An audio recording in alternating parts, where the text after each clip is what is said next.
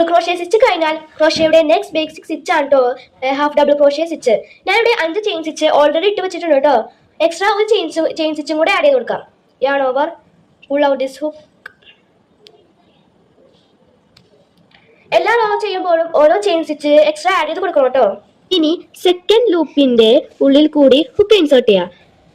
First yarn over, second ലൂപ്പിന്റെ ഉള്ളിൽ കൂടി ഹുക്ക് ഇൻസേർട്ട് ചെയ്യാം. again yarn over, ആ സ്റ്റിച്ചിൽ കൂടി തന്നെ ഹുക്ക് പുറത്തേക്ക് എടുക്കാം. നമുക്കിവിടെ 3 ലൂപ്പ് ഉണ്ടാവും.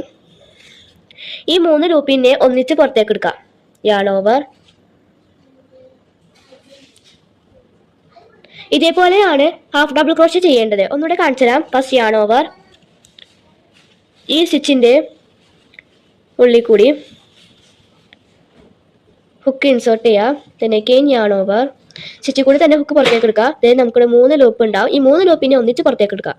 yarn over, 3 ലൂപ്പിനെ ഒന്നിച്ച് പുറത്തേക്ക് എടുക്കാം.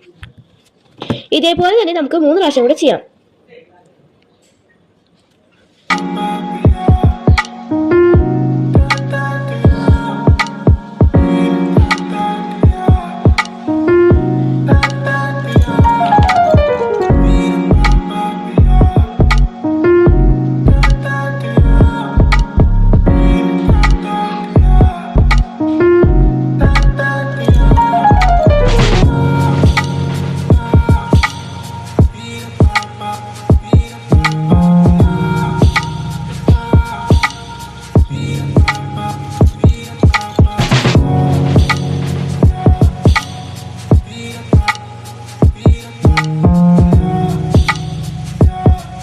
ഇതാണ് ഹാഫ് ഡബിൾ ക്രോഷ്യ. അപ്പോൾ ഇന്നത്തെ വീഡിയോ ഇത്രയേ ഉള്ളൂ.